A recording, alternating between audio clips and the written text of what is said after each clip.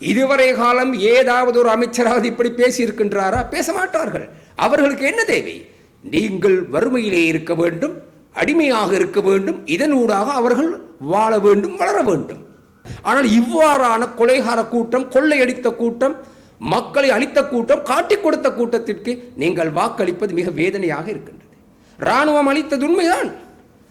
இராணுவம் தென்பகுதியில் இருந்த சிங்கள இளைஞர்கள் இராணுவத்தில் இருந்தார்கள். அவர்களுக்கு எப்படி தெரியும் வடக்கிளை விடுதலை புலிகள் சார்பானவர்கள் அல்லது ஆதரவாளர்கள் அல்லது விடுதலை புலிகள் என்று எப்படி அவர்களுக்கு தெரியும்?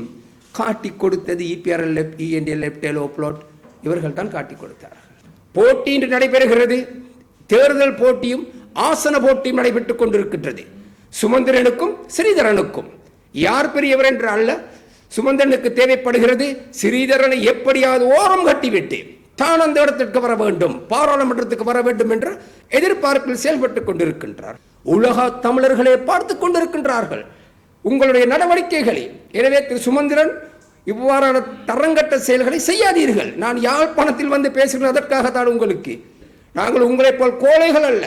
போலீசார்களை வைத்துக் கொண்டு STF-ஐ வைத்துக் கொண்டு பெருமை காட்டவில்லை. நாங்கள் தைரியமானவர்கள். இலங்கை உப போலீஸ் அதிகாரிகளுக்கு தற்பாதுகாப்பு கலை கற்றுக் கொடுத்த சிரேஷ்ட ஆசிரியர், கராட்டி ஆசிரியர் நான். உண்மை போல் கருப்பு கோட் போட்டுக்கொண்டு படம் காட்டவில்லை. நான் இராணுவத்தை வடக்கிலிருந்து வெளியேற்ற வேண்டும் என்று நீங்கள் கூறினீர்கள். ஏன் கூறினீர்கள்? உங்களுடைய பாதுகாப்பு STF-ஐ இந்த அரசாங்கம் உங்களிடமிருந்து எடுத்ததற்காக, அல்லது நீங்கள் வாய் மூடிக்கொண்டிருப்பீர்கள். வணக்கம். சிதம்பரம் கருணாநிதி தலைவர் எமது தலைமுறை கட்சி. நாங்கள் கட்சியில் பல இடங்களிலே பல மக்கள் சந்திப்பு, ஊடக சந்திப்புகள் ஏற்பாடு செய்திருந்தோம். முதன்முறையாக அரசியல் ரீதியாக யாழ்ப்பாணத்திற்கு வருகை தந்திருக்கின்றேன். இதற்காக நான் பெருமைப்படுகிறேன். ஒரு வீர மண்ணிலே வந்து குரல் கொடுப்பதற்கு கிடைத்த ஒரு சந்தர்ப்பத்திற்கு. அதற்காக முதற்கண் ஊடகவியலாளர்கள் மற்றும் ஊடகங்களுக்கு என்னுடைய வணக்கத்தை தெரிவித்துக் கொள்கின்றோம்.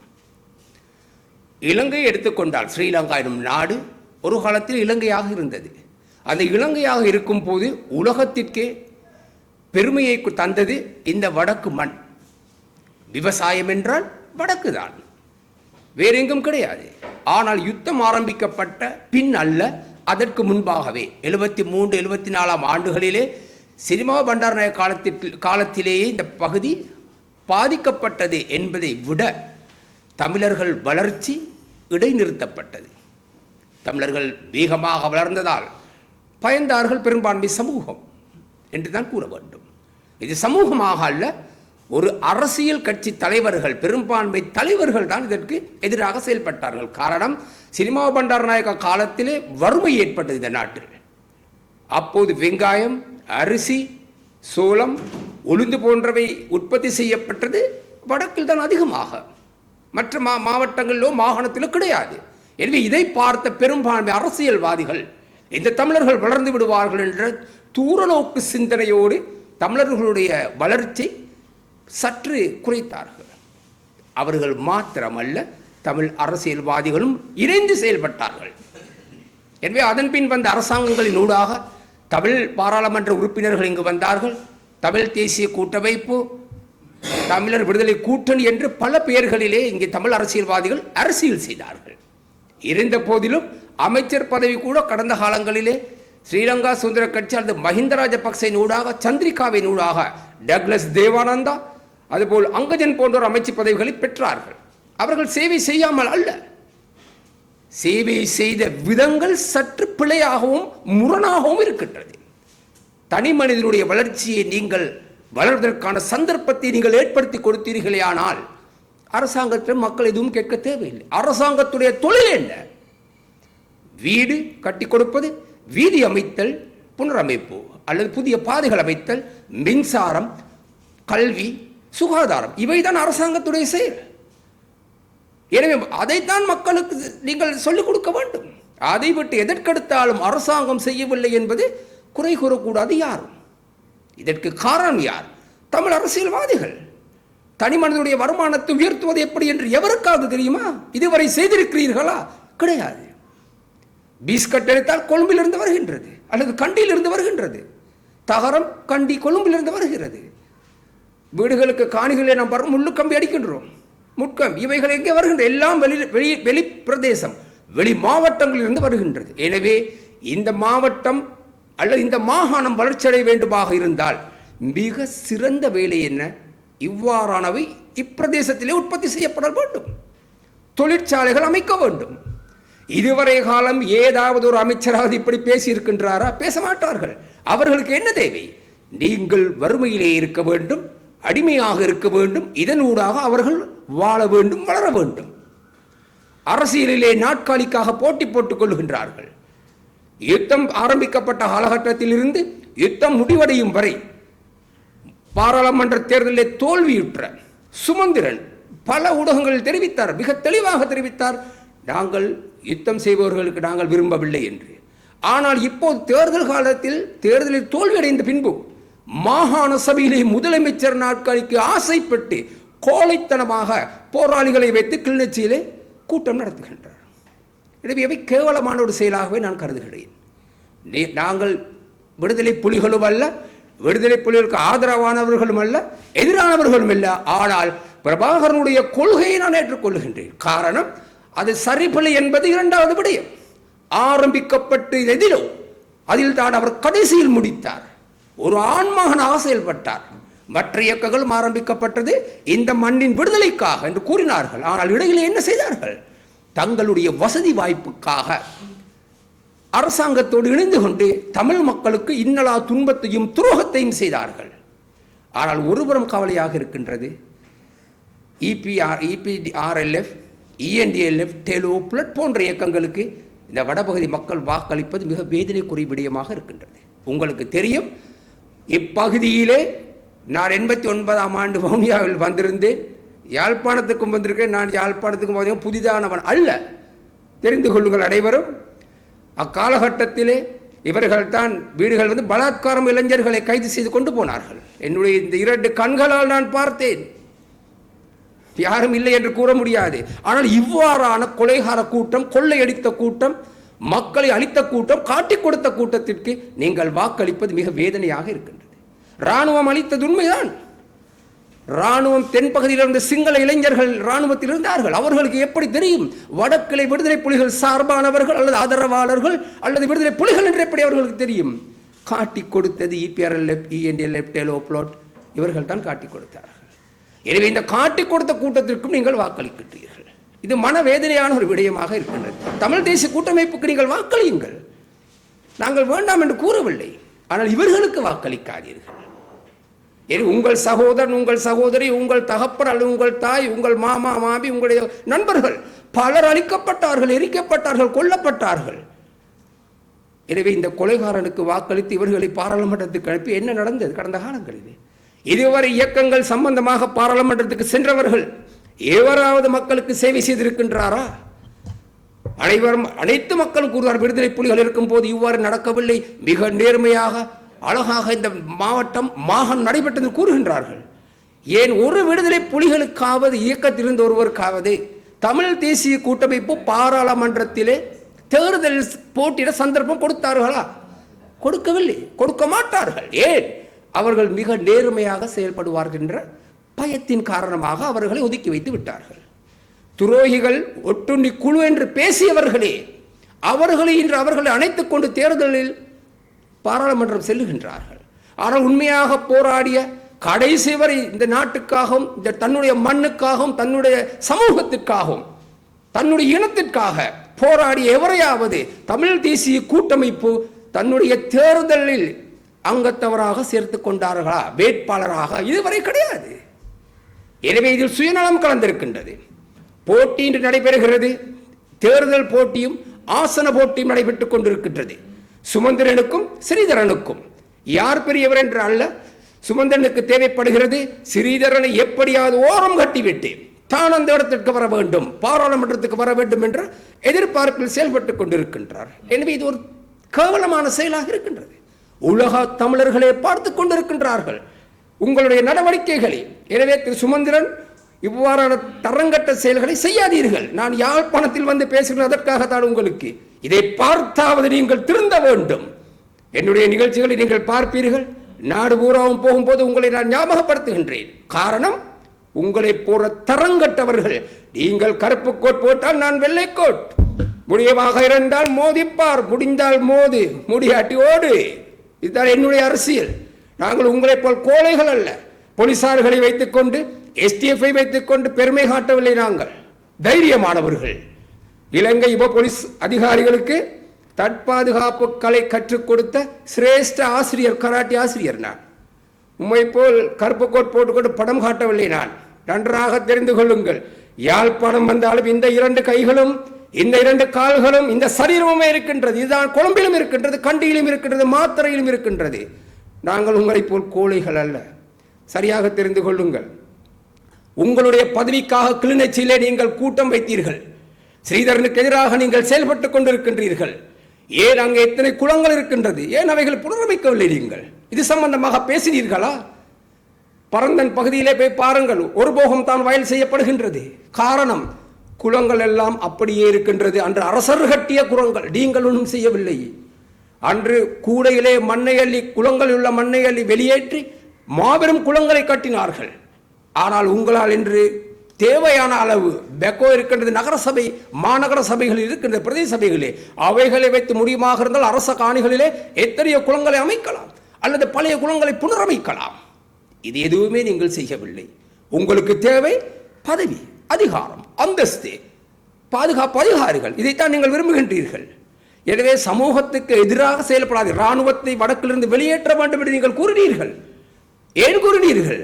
உங்களுடைய பாதுகாப்பு STF-ஐ இந்த அரசாங்கம் உங்களிடமிருந்து எடுத்ததற்காக, அல்லது நீங்கள் வாய் மூடிக்கொண்டிருப்பீர்கள்.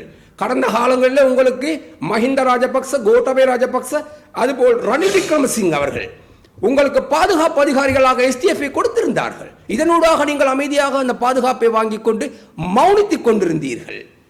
உங்களுக்கு ஜனாதிபதி சட்டத்தரணி எனும் பதவி கிடைத்தது எப்படி? எப்படி கிடைத்தது? பயிற்சி எழுதியா? இல்லை, ஒருபோதும் அது கிடைப்பதில்லை. அப்படி சட்டம் தெரியாதவர்களுக்கு நீங்கள் சொல்லலாம், எங்களுக்கு சட்டத்தை தெரிந்து அறிந்து புரிந்து வைத்திருக்கின்றோம் நாங்கள். அது ஜனாதிபதிக்கு தேர்தல்களுக்கு கொடுக்கப்பட்டது. அதை உங்களுக்கு கொடுத்தார்கள். 2014ஆம் ஆண்டு மைத்ரிபால சிறிசேன ஆட்சிக்கு வந்து உங்களுக்கு அந்த பதவி கொடுக்கப்பட்ட பின் என்ன நடந்தது? தையிட்டியிலே பௌத்த விகாரை கட்டுவதற்கு அடிக்கல் நாட்டினார்கள். அப்போது எங்கே சட்ட மேதை என்று கூறும் நீங்கள் என்ன செய்தீர்கள்? தமிழர்களுக்காக உங்களுடைய தமிழ் மண்ணிலே, தமிழ் பிரதேசத்திலே பௌத்த விகாரை ஆரம்பிப்பதற்கு நீங்கள் ஆதரவளித்தீர்கள். ஆதரவளிப்பதற்காக, நீங்கள் உங்களை மௌனிப்பதற்காக, உங்கள் வாயை மூடுவதற்காக போட்ட ஜனாதிபதி சட்டத்தரணி எனும் பிச்சை தான் உங்களுக்கு அது கொடுக்கப்பட்டதே தவிர உங்களுடைய திறமைக்கல்ல. நீங்கள் தமிழ் மக்களுக்காக, தமிழ் மொழிக்காக, தமிழ் மண்ணுக்காக, இந்த வழக்குக்காக குரல் கொடுப்பதாக இருந்தால் நீங்கள் அன்று வழக்கு பேசியிருக்கணும், வழக்கு போட்டிருக்க வேண்டும். எந்த தமிழ் அரசியல்வாதியும் அமைதியாக இருந்தார்கள். கட்டிடம் என்பது சாதாரணமாக ஓரிரு நாளில் கட்டி முடிப்பதல்ல, பல மாதங்கள், பல வருடங்கள் சென்றன. எந்த தமிழ் அரசியல்வாதியாவது அப்போது பேசினீர்களா? இல்லை, மௌனியாக இருந்தீர்கள். நீங்கள் மௌனியானதற்கு பல காரணங்கள் இருக்கலாம். எனவே இப்போது கட்டடம் கட்டப்பட்ட பின்பு போலியாக ஒவ்வொரு போயா தினத்திலும் மக்களை கூட்டிக் கொண்டு போய் தயவு செய்து இந்த தமிழ் மண்ணையும் தமிழ் மக்களையும் கேவலப்படுத்த வேண்டாம் என்று வடக்கில் இருக்கும் பாராளுமன்ற உறுப்பினர்களுக்கும் முன்னாள் பாராளுமன்ற மாகாண சபை உறுப்பினர்களுக்கும் நான் கேட்டுக்கொள்கிறேன். இதை நீங்கள் எப்போது செய்திருக்க வேண்டும். மைத்ரிபால சிறிசேனாவும் ரணில் நாடகத்தின் போது ஆரம்பிக்கப்பட்ட போது நீங்கள் பேசியிருக்க வேண்டும். நீங்கள் யாரும் பேசவில்லை, பேச மாட்டீர்கள். ஏன்? வடக்கில் நீங்கள் கோழைகளாக இருக்கின்றீர்கள். இந்த வடக்கு மண் என்பது வீரமண். இந்த வீர மண்ணிலே கோழைகளாக இருக்க உங்களுக்கு வெட்கம் இல்லையா? இதைவிட நீங்கள் எல்லாம் தூக்கு போட்டு சாகலாம் போய். எனவே இந்த மக்களுக்கு சேவை செய்யக்கூடிய அரசியலை நாங்கள் எதிர்பார்க்கின்றோம். உங்கள் ஒருவராலும் இந்த வடமாகாணத்தில் மக்களுக்கு சேவை செய்ய முடியாது. காரணம், பதவி, அதிகாரம், அந்தஸ்துக்காக நீங்கள் வாழ்ந்து கொண்டிருக்கின்றீர்கள். வெகு விரைவில் ஜூலை மாதத்திற்கு பின்பு இந்த பிரதேசத்திலே, வட மாகாணத்திலே என்னுடைய அரசியலை ஆரம்பிக்கின்றோம். தற்போது ஆரம்பித்து விட்டோம் என்று கூற வேண்டும். மிக வேகமாக, தெளிவாக, நம்பிக்கையோடு நாங்கள் எங்களுடைய அரசியலை கொண்டு செல்வதற்கான திட்டங்கள் ஏற்பாடு செய்திருக்கின்றோம். எனவே மக்களே, சற்று சிந்தியுங்கள். உங்களை காப்பாற்றுவதற்காக நான் வர கடவுள் அல்ல, என் பேர் கடவுள் அல்ல, கருணாநிதி. மக்களுக்கு சேவை செய்ய வேண்டும் என்ற தூரநோக்கு சிந்தனை மாத்திரம் அல்ல, நீங்கள் அனாதையாகிவிடக்கூடாது என்பதற்காக நான் வடபகுதியிலே நிச்சயமாக சேவையாற்றுவதற்காக தயாராகி இருக்கின்றேன். அதற்காகத்தான் இன்று யாழ்ப்பாணம் வந்து ஊடக நண்பர்களை அழைத்து உங்கள் மீது நாங்கள் பேசுகின்றோம். நிச்சயமாக ஊழல் செய்தவர்கள் தண்டிக்கப்படல் வேண்டும். ஜனாதிபதி சம்பந்தமாக விசாரணை வைத்துள்ளார். அமைச்சர் ராஜினாமா செய்திருக்கின்றார். இதற்கு முன்பாக நீங்கள் பார்க்க வேண்டும், எந்த அரசியல் கட்சியிலாவது ஒரு ஊழல் காரணமாக அமைச்சர் ராஜினாமா செய்திருக்கின்றாரா? இல்லை, செய்ய மாட்டார்கள். இதில் செய்திருக்கின்றார். ஆனால் ஜனாதிபதி ஊழல் செய்தாரா என்பதுதான் இங்கு கேள்வி. மக்கள் உண்மையாகவே வாக்களித்தது இந்த 159 பாராளுமன்ற உறுப்பினர்களுக்கு கிடையாது. என்னுடைய கருத்து, என்னுடைய தனிப்பட்ட கருத்து. நாட்டில் நன்மை ஏற்பட வேண்டும், நீதி நேர்மை நிலைத்திருக்க வேண்டும் என்ற எண்ணத்தோடு தான் மக்கள் அனுரகுமார திசாநாயக்கனும் தனி மனிதனை நம்பி வாக்களித்தார்கள். ஒவ்வொரு மாவட்டத்திலும் பாராளுமன்றம் சென்ற பின்புதான் சிலருக்கு பாராளுமன்ற உறுப்பினர்களை ஊரில் தெரியும், அதுவரை தெரியாது அவர்கள். காரணம், அவர்கள் என்பிபி அரசாங்கத்திற்கு வாக்களித்தார்களே தவிர பாராளுமன்ற உறுப்பினர்கள் என்று வாக்களிக்கவில்லை. எனவே அவர் டாக்டரும் இல்லை. டாக்டருக்கு கூட உடலிலே உள்ளால் எங்களுடைய இதயம் எப்படி இருக்கின்றது, எங்களுடைய மனது எப்படி இருக்கின்றது தெரியாது. அதுபோல்தான் அனுரகுமார திசாநாயக்காவும் அங்கே வந்த பாராளுமன்ற உறுப்பினர்கள் அமைச்சர்கள் எப்படிப்பட்டவர்கள் என்பதை அவரால் 100% கணிக்க முடியாது. நான் எப்படி என்பது எனக்குத்தான் தெரியும், உங்களுக்கு தெரியாது. நான் நல்லவனா கெட்டவனா என்பது உங்களுக்கு எப்படி தெரியும்? பேச்சில் ஒருவரை நீங்கள் நம்பிவிட முடியாது. எனவே இதுதான் அனுரகுமார திசாநாயக்கம் ஏற்பட்டிருக்கும். அவர்கள் தவறு செய்தால் தண்டிக்கப்படுவார்கள். விசாரணைகள் ஒன்றும் மறைக்கவில்லை, சட்டப்படியாக விசாரணைகள் நடைபெற்றுக் கொண்டிருக்கின்றன. அது நீதிமன்றம் தான் தீர்ப்பளிக்க வேண்டும். இது நியாயமானது.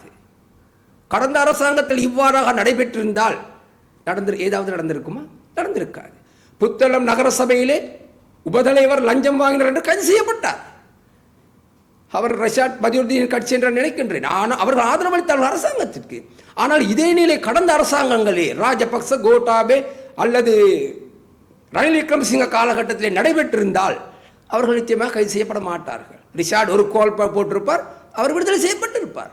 ஆனால் அரசாங்கம் இதில் எவ்விதமாக ஜனாதிபதியோ பாதுகாப்பு அமைச்சோ போலீஸ் அமைச்சரோ தலையிடவில்லை. அவர்கள் சட்டத்தை நீங்கள் செய்யுங்கள் என்று ஒதுங்கிவிட்டார்கள். இதுதான் நாங்கள் எதிர்பார்த்த அரசாங்கம். இவ்வாறான ஒரு அரசாங்கம் தான் எங்களுக்கு தேவைப்படுகின்றது. எனவே நிச்சயமாக இன்று வரை இந்த அரசாங்கம் நல்ல செயல்களை செய்து கொண்டிருக்கின்றது. கட்சியில் சில பிழைகள் இருக்கலாம், அதற்கொன்றும் செய்ய முடியாது. அது சட்ட நடவடிக்கை எடுக்கப்படும். நீதிமன்றம் செல்லாமல் இருந்திருந்தால், அமைச்சர் ராஜினாமா செய்யாமல் இருந்திருந்தால் நாங்கள் அதை ஏற்றுக்கொள்ள தயாராக இருக்கின்றோம். சுதந்திரத்திற்கு பின்பு வந்த ஆட்சி காலத்திலே எந்த அமைச்சரும் குற்றத்திற்காக, சந்தேக நபராக, ஊழலுக்காக ஒருவரேனும் பதவி ராஜினாமா செய்யவில்லை. முதலாக என்பிபி அரசாங்கத்தில் தான் ஒருவர் ராஜினாமா செய்திருக்கின்றார். எனவே இது பெருமைப்பட வேண்டிய விடயம். சற்று யோசியுங்கள், சற்று சிந்தியுங்கள். எதிர்கட்சியிலே இருந்து கொண்டு கேவலப்படுத்த பார்க்காதீர்கள். மஹிந்தைக்கு ஆதரவாக இன்னும் இந்த யாழ்ப்பாணத்தில் தமிழர்கள் இருப்பது மிக கேவலமாக இருக்கிறது. தயவு செய்து உங்களுடைய பெயர்களை சிங்கள பெயர்களாக மாற்றிக்கொள்ளுங்கள். ராஜபக்ச என்று வைத்துக் கொள்ளுங்கள், பெயரிலே பின்புறத்தில், அல்லது மஹிந்த என்று வைத்துக் கொள்ளுங்கள். தமிழ் மக்களுக்கு இன்னலா துன்பத்தை கொடுத்து பல்லாயிரக்கணக்கான மக்களை அழித்து ஒழித்து லட்சக்கணக்கானவர்கள் மே 18ஆம் தேதி அழிக்கப்பட்டார்கள் என்று கூறிக்கொண்டிருக்கும் நீங்கள் மீண்டும் மஹிந்தைக்கு ஆதரவளிப்பதாக தமிழர்கள் இருந்தால் நிச்சயமாக உங்கள் சரீரத்தில் ஓடுவது தமிழுடைய இரத்தமாக இருக்காது. இந்த இரத்தத்தில் ஏதோ கலப்படம் இருக்க வேண்டும் என்று நான் சந்தேகப்படுகின்றேன். இந்த மண் யார்? வடக்கு மாகாணம் என்றால் ஒரு வீரமண்ணாக, வீர மாகாணமாக பிரபாகரன் என்பவர் ஒரு சிறந்த தலைவராக நான் கூறவில்லை. பாராளுமன்றத்தில் சரத் பொன்சேகா அவரே கூறியிருந்தார். எனவே அவ்வாறான மண்ணில் இருந்து கொண்டா இவ்வாறான கேவலமான தரங்கட்ட செயல்களை நீங்கள் செய்கிறீர்கள்? உங்களுக்கு வெட்கமாக இல்லையா? உங்கள் சமூகத்துக்கு நீங்கள் செய்வது துரோகமாக தெரியவில்லையா? சற்று சிந்தியுங்கள், சிந்தித்து செயல்படுங்கள். தலைவர்கள் மாறும் போது கொள்கைகள் மாறும். எனவே அன்று இருந்த தலைவர் அல்ல இன்று இருப்பவர். எனவே அன்று தலைவர்கள் வேறு வேறு திட்டங்கள், அவருடைய கொள்கையை கட்சிக்குள் கொண்டு வந்தார்கள். தற்போது உள்ள தலைவர் அனுரகுமார திசாநாயக்கன் கொள்கை மிக வேறுபட்டதும் மாறுபட்டதுமாக இருக்கின்றது. நாங்கள் அதை பார்க்கிறோம் அல்ல, உணர்கின்றோம். இன்று மே 18 முன்பு முடியுமா? ஏதாவது பண்ணுவதற்கு முடியுமா? பல போலீஸ் இடையூறுகள் வந்தன. ஆனால் அவரே அதிகாரம் கொடுத்து விட்டார், செய்யுங்கள். கடந்த வருடம் நாம் பார்த்தோம், தொலைக்காட்சியிலும் பார்த்தோம் எல்லாம். எனவே மேலும் மேலும் இவர்களுடைய ராஜபக்சேக்கு பின்னால் சென்றவர்கள் தான் வடக்கில் உள்ள பாராளுமன்ற உறுப்பினர்களும் கிழக்கில் உள்ளவர்களும். ராஜபக்சையால் அரசியலிலே எனும் எழுத்தை படித்தவர் தான் சாணக்கியன். முதலாவதாக 2012ஆம் ஆண்டு இலங்கைக்கு வந்து 15ஆம் ஆண்டு வெற்றலை சின்னத்திலே தேர்தலில் போட்டியிட்டவர். முழு தமிழர்களும் ராஜபக்சக்கு எதிராக செயல்பட்டு தேர்தலில் இருந்த காலகட்டத்திலே சாணக்கியன், மட்டக்களப்பில் இருக்கும் சாணக்கியன் மாத்திரமே ஜனாதிபதி தேர்தலில் ராஜபக்சைக்காக மேடையை குரல் கொடுத்தவர். நல்லவர் வல்லவர் என்றார் அந்த கொலைகாரனை. எனவே அவர்களுக்கு பின்னால் சென்றவர்கள் பிள்ளையானோடு சென்றார். துரோகி, தமிழினத்தின் துரோகி, பல கொலைகளுக்கு காரணமாக இருந்த பிள்ளையானுக்கு பின்னால் சென்றார். பிறகு என்ன சொன்னார்? பாராளுமன்ற பிள்ளையானே புலி என்கின்றார். எனவே இவைகள் ஒரு, நான் முன்பு கூறிய போல்தான், மக்கள் அப்பாவிகள், மக்கள் ஏமாற்றப்படுகின்றார்கள். இந்த பாராளுமன்ற உறுப்பினர்களும் சில தமிழ் அரசியல்வாதிகளும் தான் தமிழர்களை அழிப்பதற்காக இருக்கின்றார்கள். முஸ்லிம் அரசியல்வாதிகளும் இருக்கின்றார்கள். அவர்களும் இதே போல்தான் முஸ்லிம் மக்களுக்கு சரியான சேவைகள் செய்வதில்லை. ஹக்கீமை எடுத்துக்கொண்டீர்களே, ஆனால் ஹக்கீம் என்ன கூறுகிறார்? அவசரகால சட்டம் இருக்கக்கூடாது, பயங்கரவாத தடை சட்டம் நீக்கப்பட வேண்டும் என்று கூறுகின்றார். மானங்கெட்ட ஹக்கீம், நீ ஒரு மனிதன் இல்லை, மிருகம். தமிழர்கள் அளித்த போது நீதான் இருந்தாய் நிதியமைச்சராக. உன்னுடைய சமூகத்தை கூட உன்னால் காப்பாற்ற முடியவில்லை. எங்கள் தமிழ் சமூகம் அழியும் போது நாங்கள் கொடுத்த மொழிதான் நீங்களும் பேசுகின்றீர்கள், தமிழ் மொழி. உன்னுடைய சகோதர மொழி அழியும் போது நீ நீதி அமைச்சராக இருந்தீர், என்ன பேசினீர்? எதுவும் பேசவில்லை. உன்னுடைய பாதுகாப்பை பலப்படுத்தி கொண்டிருந்தீர். உன்னுடைய பதவியை தூக்கி எறிந்த பின்பு போலியாக வந்து கையொப்பம் இடுகிறீர். யாழ்ப்பாணத்திலே வந்து நீ நல்லூரிலே கையொப்பம் இடுவதை நான் பார்த்தேன், மனநிலை சரியில்லாத மனோகணேசனோடு வந்து. எனவே நாங்கள் உங்களை போன்ற துரோகிகளையும் சமூக விரோதிகளையும் இந்த யாழ் மண்ணில் கால் பதிப்பதை நாங்கள் எதிர்க்கின்றோம். உம்மை கூட்டி வந்தவனும் இங்கிருந்த கூட்டமும் தமிழினத்தின் துரோகியும் ஒட்டுண்டி குழுக்கள். அதுதான் உண்மை அழைத்து வந்தார்கள், இல்லை அழைத்திருக்க மாட்டார்கள். எங்கள் சமூகம் அழியும் போது கைகொட்டி பார்த்தவர்கள் நீங்கள். தமிழீழ விடுதலை புலிகள் அழிந்த போதும் அது போன்ற மக்கள் அழிந்த போதும் யுத்தத்தில் நீர் ஏதாவது பேசினீரா? ஒன்றும் பேசவில்லை. அப்போதெல்லாம் உமக்கு பதவி இருந்தது, அமைச்சு பதவி இருந்தது. அமைச்சு பதவியினூடாக நீர் வாழ்ந்தீர். எங்கள் சமூகத்துக்கு குரல் கொடுக்கவில்லை, உம்முடைய முஸ்லிம் சமூகத்துக்கும் நீர் குரல் கொடுக்கவில்லை. உம்முடைய பதவி தூக்கி எறியப்பட்டது என்பதே பறிக்கப்பட்ட பின் என்ன செய்வதென்று தெரியாமல் சமூகத்திலே செல்வாக்கை மேம்படுத்திக் கொள்வதற்காக அவசர கால சட்டம், பயங்கரவாத தடை சட்டத்தை நீக்க வேண்டும் என்று சொன்ன தமிழ் மொழி பேசும் துரோகி ரவுஃப் ஹக்கீம், இதில் மாற்று கருத்து கிடையாது.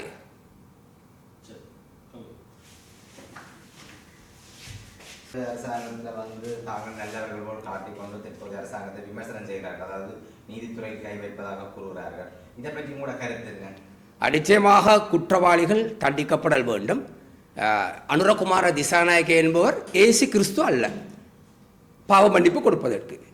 எங்களை அழித்த, எங்கள் சமூகத்தை நாசமாக்கிய, அது மாத்திரமல்லாமல் இந்த நாட்டின் சொத்துக்களை சூறையாடிய, வெளிநாட்டிலிருந்து வந்த கடன்களை தன் பக்கம் திருப்பிக் கொண்ட மஹிந்த ராஜபக்ச, கோட்டாபே போன்றோர், அதுபோல் இந்த நாட்டில் உள்ள பணத்தை விரயம் செய்ததாக ரணில் விக்ரமசிங்கவுக்கும் நீதிமன்றத்திலே வழக்கு இருக்கின்றது. எனவே இவர்களுக்கு எதிராக நீதிமன்றம் செல்வதால் அது பிழை அல்ல. ஒரு தனி மனிதனுக்கு எதிராக நீங்கள் வழக்கம் போடும்போது அமைதியாக இருக்கின்றீர்கள். ஆனால் இவ்வாறாக தவறு செய்தவர்கள் என்று தெரிந்தும் ஏன் இவ்வாறு செயல்படுகிறீர்கள்? இது தவறான கருத்து. உண்மையாகவே இந்த நாட்டின் ஜனாதிபதி மிக நேர்மையாக செயல்படுவார் என்ற நம்பிக்கை எங்களுக்கு இருக்கின்றது. நாங்கள் அரசாங்கத்துக்கு ஆதரவானவர் அல்ல. இரண்டு கடந்த காலங்களில் நடந்த அரசாங்கங்களை விட, கடந்த கால அரசியல்வாதிகளை விட, கடந்த கால ஜனாதிபதிகளை விட அனுரகுமார திசாநாயக்கா ஓரளவு நல்லவர் என்று தான் நாங்கள் இந்த நிமிடம் வரை நாங்கள் எதிர்பார்க்கின்றோம். நாளை எதுவும் நடக்கலாம். சுவிட்சர்லாந்துல வீடு வாங்க போறீங்க, இல்ல ஆல்ரெடி உங்களுக்கு அங்க வீடு இருக்குன்னா இந்த வீடியோ உங்களுக்காக தான். ஸோ ஸ்கிப் பண்ணாம ஃபுல்லா பாருங்க. ஒரு மனிதனுக்கு வீடு அப்படிங்கிறது ரொம்பவே அத்தியாவசிய தேவை. அத்தியாவசிய தேவைகள்ல முக்கியமான பங்கு வகிக்கிறதே இந்த வீடு தான். ஸோ அப்படி வீடு வாங்குறது, விற்கிறது, இது சம்பந்தமா உங்களுக்கு இருக்கிற நிறைய ப்ராப்ளத்துக்கு சொல்யூஷன் தர ஒரே இடம் தான் உங்கள் செல்வாசக். Your future our vision. இப்போ சுவிட்சர்லாந்துல வீட்டோட வட்டி விகிதத்துல வந்து நல்ல மாற்றம் வந்திருக்கு, நிறைய குறைஞ்சிருக்கு. ஸோ நீங்க ஏதாவது அக்ரிமெண்ட் போட்டு வச்சிருக்கீங்கன்னா இப்பவே அதை ரெனிவல் பண்ணி மாற்றி வச்சுக்கிட்டீங்கன்னா உங்களுக்கு நிறைய ப்ராஃபிட்ஸ் இருக்கும். ஸோ இது சம்பந்தமா உங்களுக்கு ஏதாவது அப்டேட்ஸ் வேணும், இந்த மாற்றத்துல உங்களுக்கு ஏதாவது டவுட் இருக்கு அப்படின்னா மறக்காம ஸ்கிரீன்ல தெரிய நம்பர் கால் பண்ணுங்க. சுவிட்சர்லாந்துல நீங்க வீடு வாங்கணும், இல்ல வீடு விற்கணும், அந்த மாதிரி ஏதாவது உங்களுக்கு தேவைகள் இருந்தா மறக்காம எங்களை காண்டாக்ட் பண்ணுங்க. உங்களோட எல்லா தேவைகளையும் உங்க ஃபேமிலியில ஒரு மெம்பரா இருந்து நாங்க பார்த்து பண்ணி கொடுப்போம். இது உங்கள் செல்வாசோக். இச்செய்திகளுக்கு பிரதான அனுசரணை செல்வாசோக் இமோபிலியன், சுவிஸ் நாட்டில் முன்னணி நிறுவனம். தொடர்புகளுக்கு 0795146428. வீடு வாங்க, வீடு கட்ட, வீடு திருத்த மற்றும் வீட்டுக்கடன். Your future our vision. இது போன்ற மேலும் பல முக்கிய சுவாரஸ்யமான செய்திகளை அறிந்து கொள்ள லங்காஃபோ யூடியூப் சேனலை சப்ஸ்கிரைப் பண்ணுங்கள். எமது செய்திகள் உடனடியாக கிடைக்க பெல் பட்டனை அழுத்துங்கள். அத்தோடு எமது செய்திகளை மற்றவர்களும் பார்வையிட ஷேர் செய்யுங்கள். நன்றி.